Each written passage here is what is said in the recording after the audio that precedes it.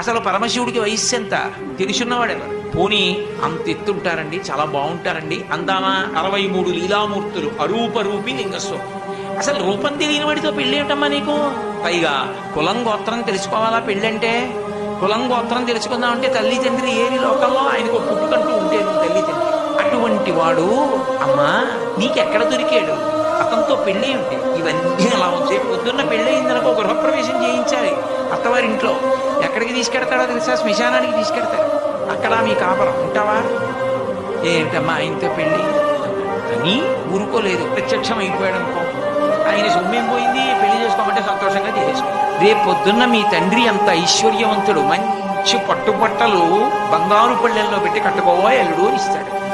రక్తం ఓడిపోతున్నటువంటి ఏడుగు తోలు ఒకటి కట్టుకొని వస్తాడు పెళ్లిపేట్ల మీద. బాగుంటుందా? ఎంత అసహ్యంగా ఆయన ఆవులు వేసుకుంటాడమ్మా, బాగుంటుందా? ఏమిటమ్మా ఆయనతో పెళ్ళి ఏంటమ్మా? రేపు పొద్దున్న ఎద్దుకండి ఆ ఎద్దు ఇదిగో నా సింహం ఉంది ఎక్కండి చక్కగా అంటే ఎక్కడ ఎద్దే. నేను చక్కగా చూడు ఎంత యవ్వనంలో ఉన్నాను, నీకు తగినటువంటి వాణ్ణి కాబట్టి నన్ను తగులుకుని నాతో వచ్చి వదిలే తపస్సు నిందావిడ.